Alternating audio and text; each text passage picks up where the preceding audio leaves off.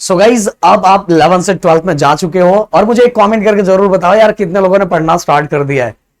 अगर आपने पढ़ना स्टार्ट कर दिया तो बहुत अच्छी बात है, और नहीं किया तो टेंशन मत लो, हम जब स्टार्ट करेंगे तो हमारे साथ स्टार्ट कर देना। और हम स्टार्ट कब करने वाले हैं, चलो ये भी आपको बता के हम रख देते हैं। हम स्टार्ट करने वाले हैं 20 अप्रैल से हम आपके लेक्चर स्टार्ट करने वाले। बट उसके पहले आप सभी के सपोर्ट को हम देखना चाहते हैं कि आप लोग कितना सपोर्ट दिखाते हो, कितना वीडियो को शेयर करते हैं, कितना लोगों तक पहुंचाते हो। अगर आप चाहते हो, क्योंकि देखो आप वही स्टूडेंट होंगे जिसको हमने 10th बहुत ज्यादा हेल्प की थी, तो भाई अब आपकी बारी है, जितना फैला सकते हो उतना फैला दो। अगर कोई कॉमर्स में बच्चा होगा तो उसको बता दो प्रदीप गिरी कॉमर्स एकेडमी में, उन तक पहुंचा दो। तो चलो आज का ये जो लेक्चर है बहुत इंपॉर्टेंट होने वाला। देखो आप कोई भी चीज स्टार्ट करने जा रहे हो तो पहले ही अगर उसको प्रॉपर तरीके से समझ लोगे ना, तो आपको पढ़ना कैसे, क्या क्या पढ़ना है, कैसे पढ़ना है और किस तरह से कंप्लीट करना है, वो सभी चीजें समझ में आ जाएगी। इसीलिए मैं पहले ही आपको A to Z बताने जा रहा हूं। सबसे पहले आज फिजिक्स के बारे में बताऊंगा। अगर आप इस वीडियो पे आपका रिस्पांस बहुत अच्छा मिला और इस वीडियो का टारगेट लाइक मैं रखता हूं 1K लाइक, अगर 1K लाइक आपने कंप्लीट किया तो इसके बाद आ जाएगा आप सभी को राहुल सर के, आपके अपने प्यारे Rahul sir, Mumbai university topper, उनका आ जाएगा मैथ, देन इसका केमिस्ट्री हम लेके आ जाएंगे, बायो लेके आ जाएंगे। पहले ये चीज आपको समझनी बहुत जरूरी है भाई। अब जो डर रहे हो ना, डर के साथ पढ़ रहे हो, डर हम बिल्कुल निकाल देंगे। अगर नहीं भरोसा है तो इस साल का 12th का जाके देख लो ना, लास्ट में हमने कैसा धमाका मचाया था। फिजिक्स 2 का जो टेंशन ले रहे थे, इस बार महाराष्ट्र में सीन उल्टा हो गया था। राहुल सर आपको याद होगा इस बार कैसा हो चुका था, लोगों को फिजिक्स 2 कंप्लीट हो गया था। फिजिक्स 2 हमने कितने घंटे में कंप्लीट करवाया था, उनको लर्न करवा के कितने घंटे में कंप्लीट करवाए थे, कितना 2 से 3 घंटा, 2 से 3 घंटे में। क्यों, बहुत सारे बच्चों का जिसका हो नहीं पाया था। तो भाई इस बार तो अपने पास पूरा का पूरा साल है ना, पूरा का पूरा साल है। तो भाई इस बार हम पूरे पहले सिस्टमैटिक करेंगे, फिर लास्ट में जब बचता है तो वो तरीका अलग है, हर टाइम का तरीका अलग अलग होता है। तो भाई अभी हमें डिटेल में पढ़ना है, बट कैसे कैसे क्या क्या करना है वो सभी चीजें में पता रहना चाहिए। तो भाई देखो आपको फिजिक्स में टोटल 16 चैप्टर है। कितने चैप्टर है, टोटल 16 चैप्टर है। और 16 चैप्टर के अंदर अगर मैं बोलूं ये अप टू 7 तक हम इसको फिजिक्स 1 बोलते हैं, 7 के बाद 8 टू लेके 16 तक हम इसको फिजिक्स 2 बोलते हैं। ओके, अब अगर आप बोलोगे अभी अभी जस्ट अब के अंदर बहुत ज्यादा बैटरी चार्ज होगी, अरे तेरा भाई ये कर देगा, तेरा भाई ये कर देगा, वो कर देगा, तो आप जम के पढ़ोगे, आप जम के पढ़ोगे और अच्छे से पढ़ाई करोगे तो भाई एटलीस्ट ये जोश जोश में एटलीस्ट आप स्टार्टिंग के चैप्टर जो होंगे कंप्लीट कर लोगे, फिजिक्स 1 के या फिजिक्स 2 के, जैसे भी जो भी करना है। तो भाई जो अभी पढ़ रहे हो ना, क्योंकि इस समय बहुत फ्रेश है, पूरा डिटेल में पढ़ो और पूरे अच्छी तरीके से पढ़ो और पढ़ के कंप्लीट करो। इस समय इस पे फोकस मत करो, आपके लिए मैं ये लाया हूं, पर इस पे फोकस मत करो। आप जनरली ये चैप्टर पढ़ते जाओ, क्योंकि अगर मैं आपको अभी बता दूंगा ना तो भाई आप लोग ना थोड़े आलसी हो जाओगे, फिर पढ़ोगे नहीं। इसलिए वो चीजें बोलूंगा नहीं कि वो चीजें आगे के लिए। अब ये मत करना पुराना वीडियो मेरा देख के बोले नहीं सर आपकी पुराने वीडियो में देख लूंगा ना आपने क्या बोला था। भाई क्यों, अभी पूरा डिटेल में पढ़ो ना। प्रदीप सर ने बताया था ना, हर टाइम पे हर चीजें अलग अलग होती है जो मैं आपको बताऊंगा। आप तो मेरे साथ रहने वाले हो ना। तो भाई सबसे पहले आप जैसा स्टार्ट करना चाहते हैं, ये टोटल 16 चैप्टर है। 16 चैप्टर में से आपके अगर आप जहां पढ़ रहे हो, या तो आप खुद से पढ़ रहे हो या तो आप मेरे से पढ़ रहे हो, तो जो स्टार्ट हो रहा है उसको कंटिन्यू और पूरी तरह से कंप्लीट करो। इसके बाद गाइस अगर आप अगर ऐसे स्टूडेंट हो आपसे न्यूमेरिकल नहीं हो रहा है, तो भाई सबसे पहले डेरिवेशन एंड जो थ्योरी वाला पार्ट है उसको कंप्लीट करो। न्यूमेरिकल का अगर मतलब आपने बहुत ट्राई किया, न्यूमेरिकल कर पा रहे हो तो भाई अभी स्टार्टिंग है तो न्यूमेरिकल करते जाओ, पर आपसे होता नहीं है तो कम से कम फॉर्मूले तो याद करते जाओ। कि न्यूमेरिकल का टेंशन भी हम लास्ट में बता देंगे कि कितना न्यूमेरिकल क्या क्या आता है और कौन सा आपको करके जाना है, बस वो सभी चीजें हम क्लियर कर देंगे। देखो आपका जो फिजिक्स का पेपर होता है उसके अंदर 20 मतलब ये ले लेते हैं, वो तो उसका कुछ इतना मतलब नहीं है। जो इजी क्वेश्चंस होते हैं वो 29 मार्क्स के होते हैं, एवरेज क्वेश्चन 49 मार्क्स के होता है, डिफिकल्ट क्वेश्चन 20 मार्क्स के होते हैं। टोटल 98 का आपका क्वेश्चन पेपर आता है और 98 में से आपको 70 मार्क्स निकालना रहता है, 70 मार्क्स निकालना रहता है। और 30 मार्क्स का आपका क्या होता है, प्रैक्टिकल एग्जाम होता है। समझ में आता हो, 70 + 30 100 हो जाता है। बट आपका क्वेश्चन पेपर कितने मार्क्स का आता है, 98। अब अगर मैं पेपर पैटर्न की बात करूं, अगर पेपर पैटर्न ये देखो, ये आपके एनुअल प्रैक्टिकल एग्जामिनेशन में ऐसे ऐसे इतने सारे टाइप के क्या आएंगे प्रैक्टिकल एग्जाम में, मतलब प्रैक्टिकल इतने टाइप के आएंगे। बट बताना चाहूंगा ना, प्रैक्टिकल का भी उतना टेंशन नहीं है भाई। जो टीचर देखो इस बार 11 से 12th में क्या क्या चीजें चेंज होने वाली आपको बताना चाहता हूँ। 11 से 12th के अंदर 11th के फिजिक्स में आपने देखा होगा कि कुछ ही चैप्टर के अंदर डेरिवेशन थे, इतना ज्यादा डेरिवेशन नहीं है।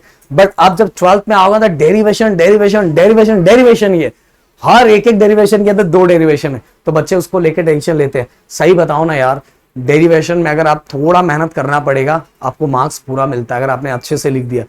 उसका डायग्राम पे फोकस। आप बस अगर आप भी अभी क्या कर रहे हो पता है सबसे बड़ी गलती क्या कर रहे हो आप लोग कि आप सॉल्व करना, डेरिवेशन सॉल्व करना स्टार्ट करो, डायग्राम पे फोकस नहीं कर रहे हो। नहीं, सबसे इंपॉर्टेंट डायग्राम है।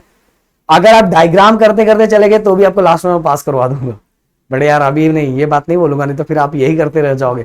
डायग्राम की प्रैक्टिस और डायग्राम के साथ देन डेरिवेशन, इतना काम करते, बस इतना मेरे लिए काम करते जाओ, बाकी टेंशन नहीं लेना।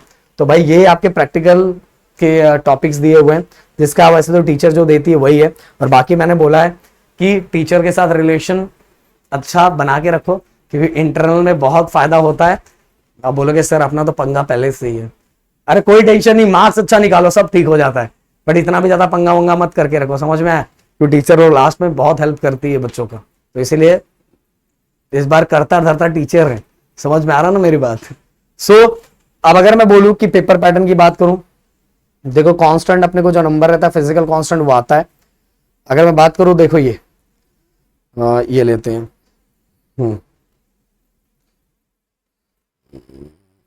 जो न्यूमेरिकल के साथ हो तो आपको हाँ ये क्वेश्चन नंबर 1 में टोटल 1 to 10 क्वेश्चंस होते हैं जो एमसीक्यूज होते हैं, उसके अंदर से 7 थ्योरी होते हैं और 3 न्यूमेरिकल होते हैं, और ये कंपलसरी 10 के 10 करोगे तो आपको मिल जाएगा। और न्यूमेरिकल की प्रैक्टिस अगर आपको करना है तो आपको अभी कंफर्म नहीं, क्योंकि टेक्स्ट बुक के जो पीछे जितना दिया हुआ है ना उसमें क्लियरली नहीं दिया हुआ है कि 1 मार्क्स से न्यूमेरिकल कौन से, 3 मार्क्स से न्यूमेरिकल कौन से, 2 मार्क्स से न्यूमेरिकल कौन से, तो बच्चे ज्यादा उसके अंदर बहुत ज्यादा कंफ्यूज होते हैं। मैं अभी आपको बोलूंगा कि अगर आप पढ़ाई स्टार्ट कर रहे हो तो आप अनसॉल्व, बहुत लोग अनसॉल्व करते हैं, अनसॉल्व के साथ जो टेक्स्ट बुक में सॉल्व न्यूमेरिकल दिया हुआ है ना हर टॉपिक का, वो भी करते जाओ, क्योंकि उसके क्वेश्चंस बहुत ज्यादा पूछे जाते हैं एग्जाम में, ये बात मेरी ध्यान रखना।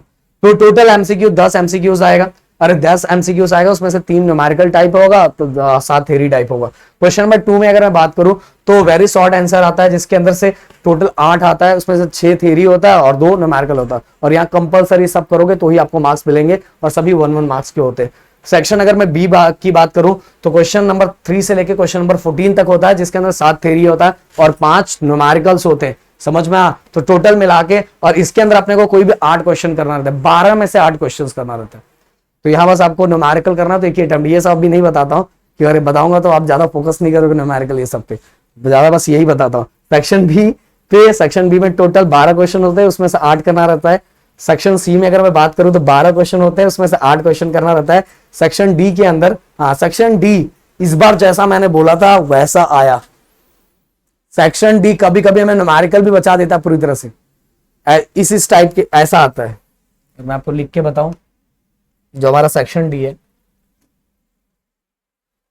वो इस तरह का आता है, ऐसा। टोटल अगर मैं यहां आपको दिखाऊं, ये देखो, टोटल मिला के हमें कोई 3 अटेम्प्ट करना रहता है, पर उसमें हमें टोटल क्वेश्चंस 5 क्वेश्चंस आते हैं। कितने क्वेश्चंस है? और 5 में से हमें 3 अटेम्प्ट करना रहता है, 5 में से 3 अटेम्प्ट करना है, और 5 का मोड कैसा होता है? ऐसे,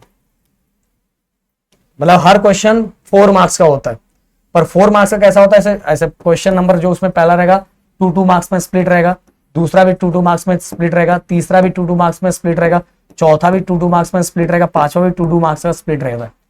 बहुत लोग ये बोलते हैं कि नहीं हरदम 2 मार्क्स का क्वेश्चन 2 मार्क्स का न्यूमेरिकल, 2 मार्क्स का क्वेश्चन 2 मार्क्स का न्यूमेरिकल, बट मैंने इस बार आप सभी को बताया था कि कभी कभी बच्चों का लक बहुत अच्छा होता है, इसमें से करना कोई 3 ही है ना, इसमें से करना कोई 3 ही है, तो कभी कभी ऐसा होता है कि दोनों जो क्वेश्चन होते हैं ना वो दोनों थ्योरी ही आ जाते हैं, और इस बार आप चाहिए तो जाके देख लो, आपको समझ में आ जाएगा।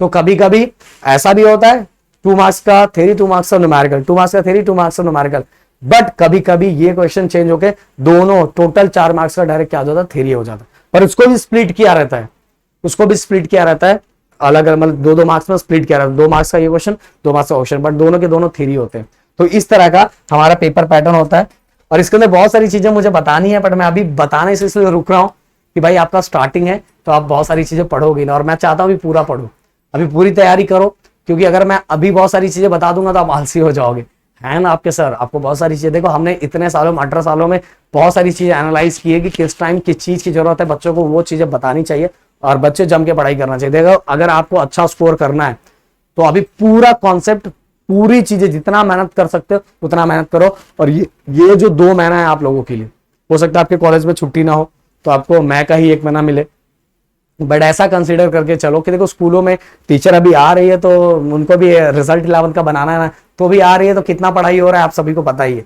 या तो फटाफट फटाफट हो सकता है सिलेबस कंप्लीट करवाने का प्रोसेस चालू हो चुका होगा, तो उन चीजों पे ध्यान मत दो। आपको सिस्टमेटिक वे में अपना एक टाइम टेबल बना लेना है। अगर आप बोलोगे तो आप सभी के लिए 2 महीने का टाइम टेबल मैं आपको बना के दे दूंगा कि आपको कैसे कैसे क्या क्या पढ़ाई करना चाहिए और किस सब्जेक्ट पे आपको ज्यादा फोकस करना चाहिए। तो भाई इसके लिए आपको कमेंट करना पड़ेगा और टेंशन मत लो।